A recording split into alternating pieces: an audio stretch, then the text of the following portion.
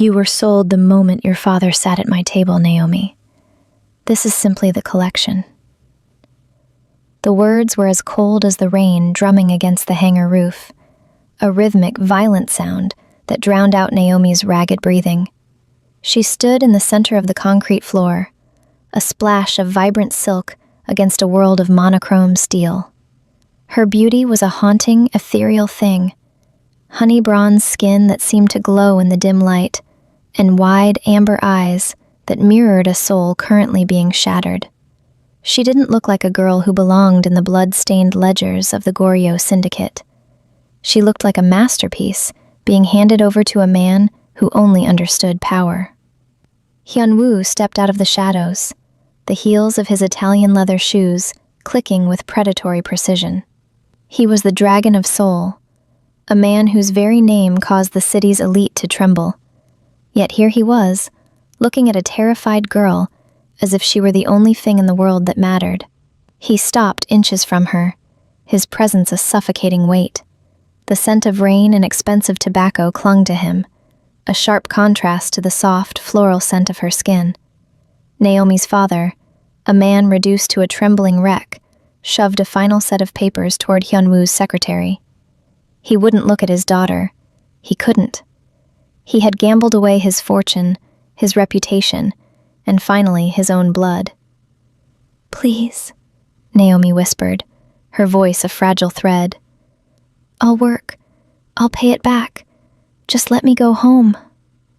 Hyunwoo's hand rose, his fingers grazing the delicate line of her jaw. His touch was terrifyingly steady, his thumb tracing the curve of her lower lip with a slow, possessive intent. "You are home, Naomi," he murmured, his voice a low, melodic growl. "Your father didn't lose his money tonight. He lost his right to you. Every inch of this beauty, every breath you take, it belongs to me now." He didn't wait for her to weep. He didn't offer a hand of comfort. With a sharp nod to his guards, the circle closed around her. As she was led toward the waiting black limousine, Naomi looked back at the rainy runway, realizing that the girl she used to be had died the moment the dragon laid eyes on her. The transaction was complete, the debt was settled, and the nightmare was just beginning. The limousine moved through the neon-soaked streets of Seoul like a silent predator, the tinted glass separating Naomi from a world she no longer recognized. Beside her, Hyunwoo remained a statue of terrifying composure, his gaze fixed on the tablet in his lap, as if he hadn't just purchased a human life. Naomi pressed herself against the door, her heart a frantic drum behind her ribs. Every time the car hit a bump, she flinched, waiting for the monster to turn his hunger toward her. But he didn't even glance her way. When the vehicle finally hissed to a stop, it wasn't at a house, but a fortress. High gray walls topped with security cameras loomed over a sleek, brutalist mansion that felt more like a mausoleum of glass and marble than a home. The gates groaned open, swallowing them into the dragon's lair. "Out," Hyunwoo commanded. It wasn't a shout, but the quiet authority in his voice made Naomi's legs move before her mind could protest. Inside, the air was chilled to a surgical crispness. The foyer was vast, filled with shadows and the sharp scent of expensive wax. A line of servants stood in perfect, terrifying silence, bowing low as Hyunwoo stepped past them. He didn't acknowledge them. He simply caught Naomi's wrist, his grip firm enough to remind her of her chains, but light enough not to bruise.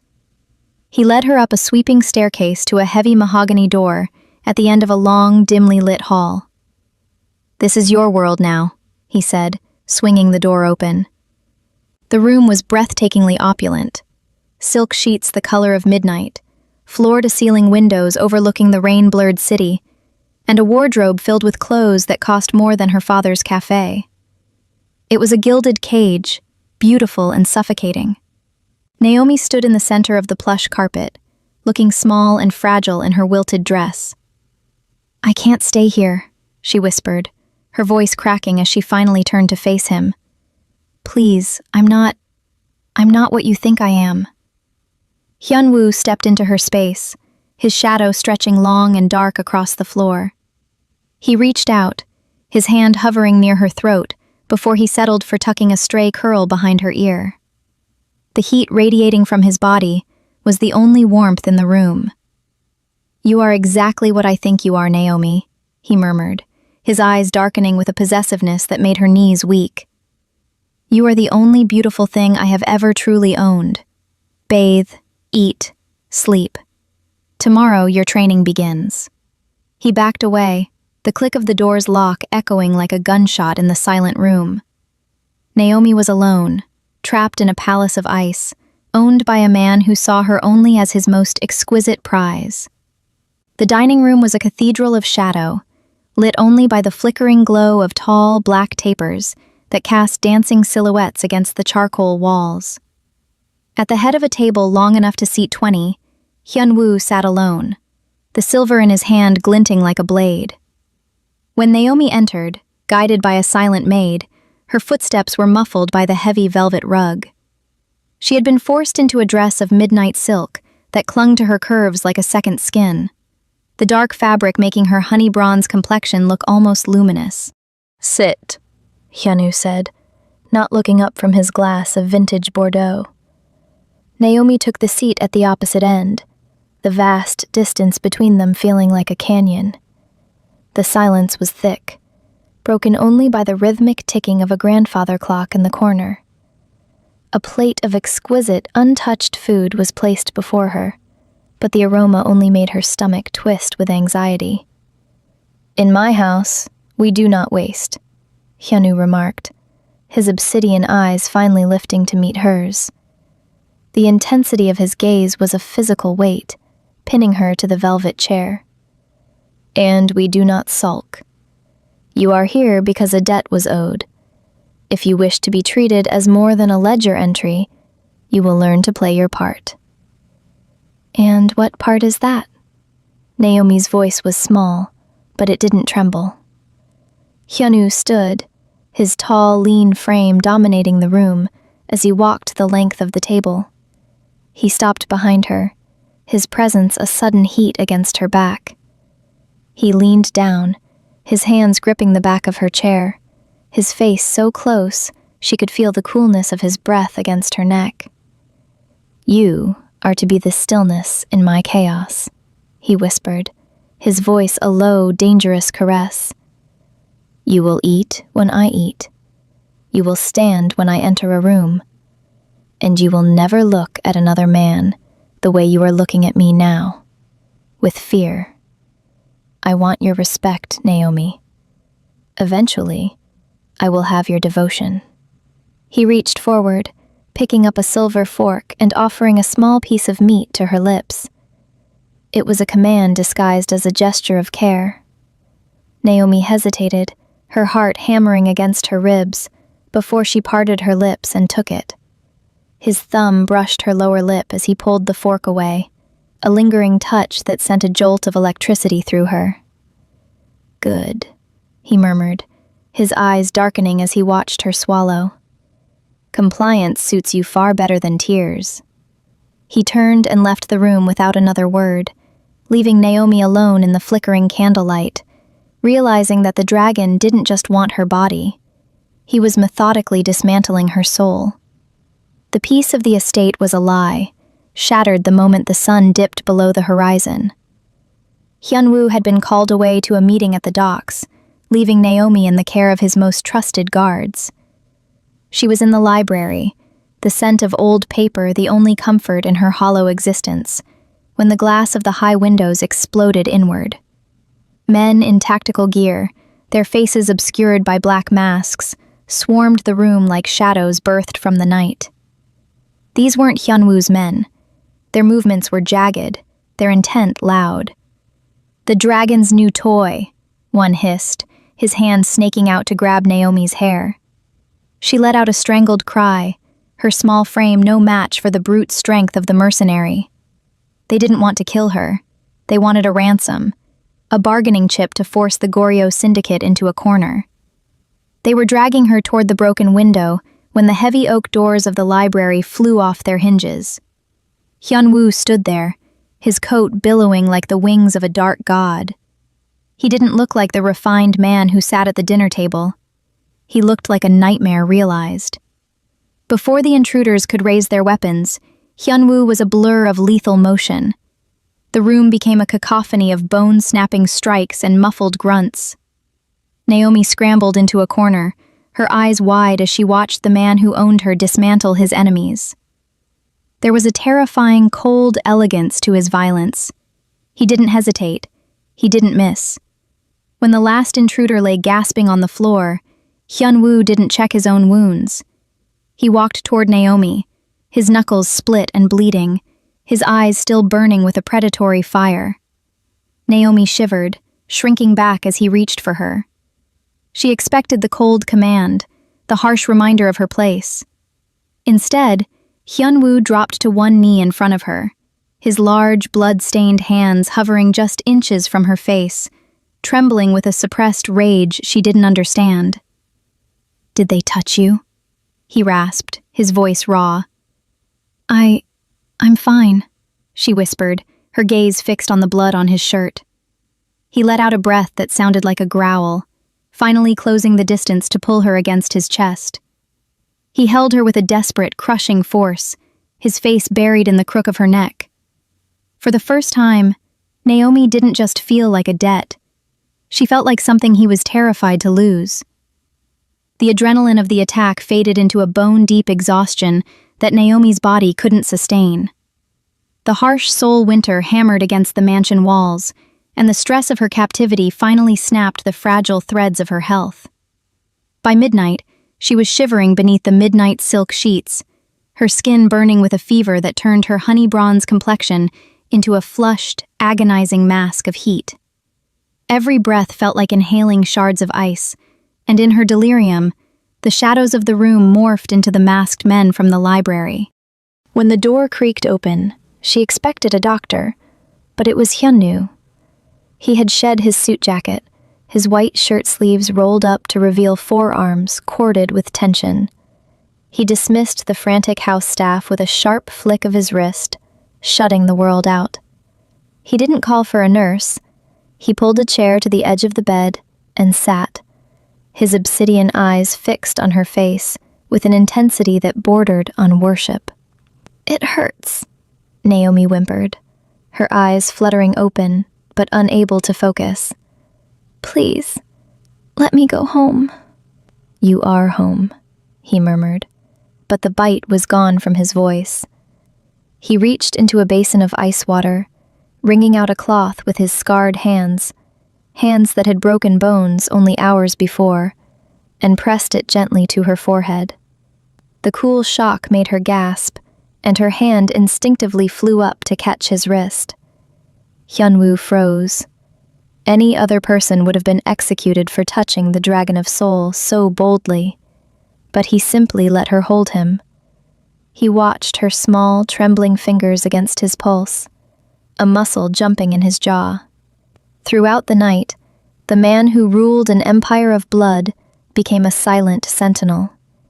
He bathed her face with cold water, whispered low, rhythmic words in Korean that she couldn't understand but felt in her soul, and held her hand whenever she cried out in her sleep.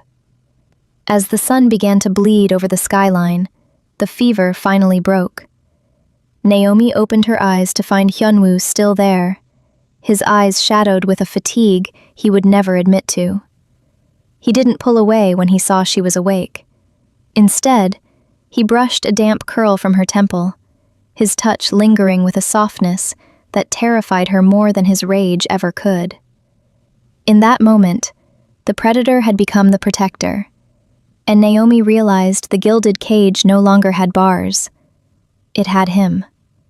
The fever had passed, but it left behind a heavy, magnetic tension that filled the air of the master suite. Naomi stood by the floor-to-ceiling window, the moonlight catching the amber in her eyes, while Hyunwoo watched her from the shadows. The silence between them was no longer a void. It was a tether, pulling tighter with every heartbeat. When he rose and walked toward her, she didn't shrink away. The fear that had defined her existence since the hangar had been replaced by a dizzying, inevitable pull toward the man who had stayed awake all night to hold her hand. He stopped directly behind her, his heat radiating through her thin silk gown. His hands found her waist, his large palms spanning the delicate curve of her hips with a reverent steadiness. "I told myself you were just a debt," he rasped, his lips ghosting against the sensitive skin of her shoulder. "But I have never felt so poor as when I thought I might lose you to that fever." Naomi turned in his arms, her breath catching as she looked up at the dragon. His obsidian eyes were vulnerable, swirling with a hunger that was tempered by an agonizing restraint. When his mouth finally met hers, it wasn't a hostile takeover. It was a slow, tentative question. It was the taste of a man who had forgotten how to be soft. He carried her to the bed with a gentleness that made Naomi's chest ache, laying her down as if she were made of spun glass. Every movement was excruciatingly patient. He waited for her nod, for her whispered permission, before his hands traced the lines of her honey-bronze body. As they became one, there was no trace of the ruthless dawn. He moved with a slow, rhythmic grace, his gaze never leaving hers, murmuring soft words of praise that made her feel cherished rather than possessed. He prioritized her comfort above all else, guiding her through the initial sting of her innocence with a tenderness that brought tears to her eyes. Afterward, the world outside ceased to exist. Hyunwoo didn't pull away or turn cold. He pulled the heavy velvet blankets around them, tucking her head into the crook of his neck. With a warm cloth and a basin of water, he personally tended to her, his touch light and meticulous as he cleaned her skin. He whispered against her temple until her breathing evened out, his arms a protective ring of steel that finally felt like sanctuary. The dragon hadn't just claimed his collateral, he had found his soul. The peace of the bedroom felt like a dream that the morning sun was determined to burn away. For a few hours, Naomi had forgotten the blood on Hyunwoo's hands, and he had forgotten the cold mathematics of his empire. But the Goryeo Syndicate did not allow for dreams. The intrusion came not with a crash, but with a low, persistent chime of a secure phone on the nightstand. Hyunwoo answered it, his face hardening back into the impenetrable mask of the dragon within seconds.